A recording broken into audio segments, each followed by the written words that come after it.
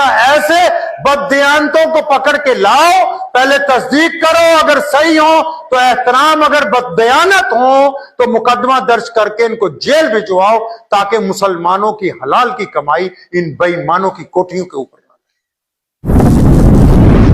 अल्लाहु अकबर।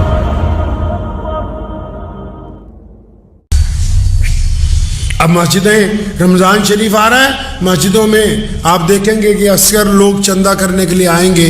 तो मेरे दादा मोहतरम हज़रत मौलाना मुफ्ती मोहम्मद अहमद लुधियानवी रहमतुल्लाह अलैह हमें समझाया करते थे। मेरे वालिद भी शेर इस्लाम मौलाना हबीबुर रहमान लुधियानवी रहमतुल्लाह अलैह, अक्सर एक लोग बार बार आते थे। अल्हम्दुलिल्लाह अब भी ये सिलसिला है, बार बार आते हैं। तो हमने बचपन में एक दफ़ा उन्हें कहा कि अब्बू जी ये लोग बार बार आते हैं, तो बहुत सी मुख्तसर सी बात समझाई, काम की बात है, आप भी पल्ले बांध लीजिए। कहा करते थे कि बेटा ये खुदा का शुक्र नहीं है कि अल्लाह तबारक व तआला ने तुम्हें देने वालों में रखा है, लेने वालों में नहीं रखा। अल्लाह का शुक्र नहीं है। हर बंदा अपनी जगह बैठ के सोच ले, चाहे वो छोटा काम करता है या बड़ा काम करता है। आपको अल्लाह ने देने वालों में रखा है, लेने वालों में। हमारी माँ अम्मी आयशा रज़ियल्लाहु ताला अन्हा को प्यारे पैगंबर जनाब मोहम्मद सल्लल्लाहु अलैहि वसल्लम ने फरमाया, आयशा अगर मैं घर पे ना रहूं और कोई आ जाए, कोई सवाल करे, ऐसा ना हो कि वो खाली आ जाए, खाली नहीं लौटाना है।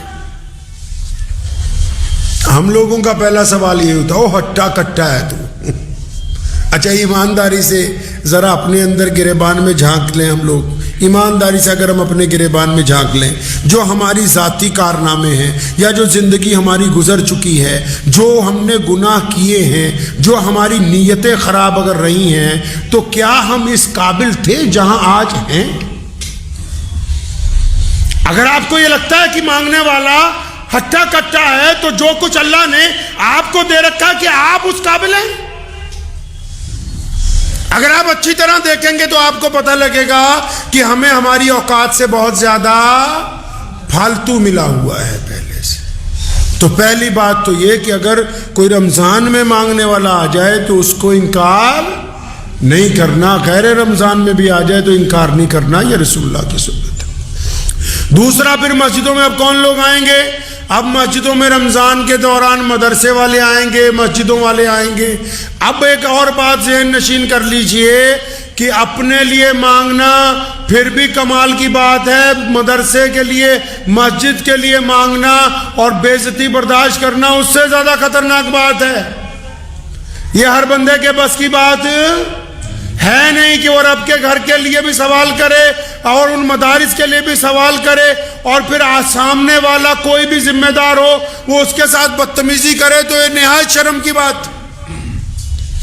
क्योंकि जो सामने आ रहा है किसी दरसगाह के लिए, किसी मदरसे के लिए, किसी मस्जिद के लिए, वो तो बड़ी हिम्मत के साथ, इस्तकामत के साथ, बड़ी नेक नीयती के साथ आप तक पहुंच रहा है। आपकी जिम्मेदारी बनती है कि जो सफ़ीर आए तो उनके साथ बदखुल्की के साथ बिल्कुल भी पेश ना आए, उनका एहतराम करें, उनकी भी इज्जत करें। हो सके तो जिस मदरसे से वो आए, जिस मस्जिद से आए, उनको भी दें, और अलहदा से कुछ उनको वैसे हदिया दें कि भाई तुम दीन की खिदमत कर रहे हो, ये तुम्हारे लिए बड़ी बात है। अब इसके बीच बीच में एक मसला और ये भी है कि बहुत सारे लोग जो हैं वो दीन के नाम पर डाका डाल रहे हैं मुसलमानों की जेबों पर। उनका क्या करें? ये तो दुरुस्त है, जो लोग मस्जिद मदारिस के लिए आ रहे हैं वो बड़ी नेक नियति के साथ आ रहे हैं, लेकिन उनके ही बहरूप में छुपे हुए चंद डाकू ऐसे हैं जो किसी मस्जिद की तरफ से नहीं, पंजाब के नाम पे तो आजकल होलसेल में, जो किसी मदरसे की तरफ से नहीं है। तो मुझे एक साहब ने 2-3 सफ़ीर जो है वो डुप्लीकेट पते पकड़े, उन्होंने तो तस्वीर भेजी, बड़ी लंबी शंबी दाढ़ी, पूरे शेख बने हुए। तो मुझे उन्होंने कहा देखो जी ये मुल्ला जी हैं। मैं कहा ये मुल्ला जी नहीं है भाई, कोई मौलवी मुल्ला गलत काम नहीं करता, कुछ डाकुओं ने दाढ़ी रख ली होती है, वो डाकू गलत काम करते हैं। कुछ बदमाशों ने, कुछ गुंडों ने, कुछ बेईमानों ने दाढ़ी रख ली, लंबे लंबे कुर्ते पहन लिए, सिर पे पगड़ियां बांध ली, और मस्जिदों और मदरसों के नाम पर मुसलमानों की पीठ में छुरा घोंपने के लिए छुरी तैयार करके तैयार निकला है रास्ते। उससे नुकसान यह हुआ कि जिन मदारिस और मसाजिद तक रकम पहुंचनी चाहिए वहां नहीं पहुंच पाती।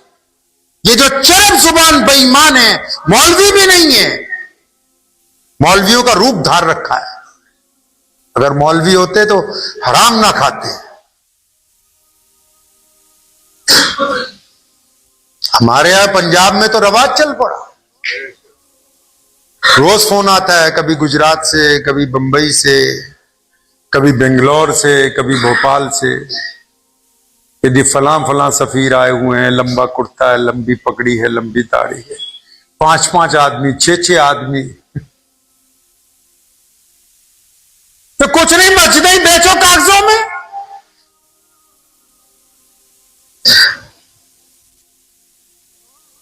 तो जो लोग दीन का नाम लेके दीन से बददयांती करना चाहते, उनके बारे में इस्लाम ने कहा कि इनको नहीं बख्शना। ये जो गदागर मांग रहा है, झूठ बोल रहा है अपने लिए, लेकिन वो अपने लिए बोल रहा है कि जी मेरी बेटी की शादी है, मेरी मां बीमार है, मेरा बाप बीमार है, वो अपने घर के लिए झूठ बोल रहा है। लेकिन ये जो बेईमान खड़ा होकर कह रहा है कि जी मैंने पंजाब में मस्जिद खाली करवाने के लिए पैसा चाहिए, मुझे पंजाब में फला मस्जिद गिरा दी गई थी, मैंने उसको खाली करवाया, उसके लिए पैसा चाहिए, जबकि जमीन पर इसने कुछ नहीं किया। ऐसे बददियानतों को पकड़ के लाओ, पहले तस्दीक करो, अगर सही हो तो एहतराम, अगर बददयानत हो तो मुकदमा दर्ज करके इनको जेल भिजवाओ, ताकि मुसलमानों की हलाल की कमाई इन बेईमानों की कोठियों के ऊपर ना जाए। इनकी पहली पहचान यह है कि अकेले चंदा नहीं करते। जो आम मदरसे का सफीर होता है, नेक लोग होते हैं, वो एक ही बंदा जाता है कि भाई मैं फला मस्जिद से आया, मदरसे से। ये 5-5 जाते हैं। गीदड़ है ना, गीदड़ समझते हो, गीदड़ डरपोक होता है, तो ये 5-5, 6-6 जाते हैं, एक को बाबा बना लेंगे कि ये बड़ा शेखुल हदीस है जी, नऊज़ुबिल्लाह। ये 5-5, 6-6 जाते हैं बिहार में, गुजरात में, महाराष्ट्र में, वहां के भोले भाले मुसलमानों को बेवकूफ बनाने के लिए। हमारे यहां भी आते हैं, यूपी से, बिहार से। पिछले साल अल्हम्दुलिल्लाह 15 डुप्लीकेट मौलवी पकड़वाए अल्लाह के फजलो करम से। कहिए सुभान अल्लाह। मुकदमा दर्ज करके जेल भी भिजवाए अल्हम्दुलिल्लाह। पैसा बांटे, सुबह शाम बांट रहे हैं।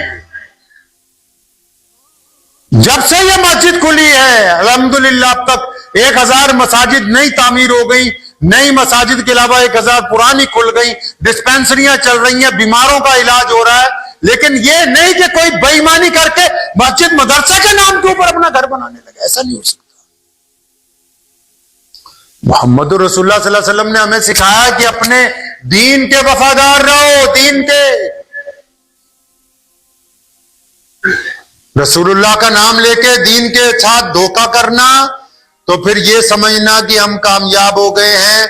ये बददियानत जो है मरने के बाद कब्र में इनको पता लगेगा कि तुमने पंजाब के नाम पर, कभी बिहार के नाम पर, कभी उड़ीसा, ये 3 मजलूम, जिनको हम मजलूम स्टेट कह लो, जिन्होंने धंधा बना रखा है इनका।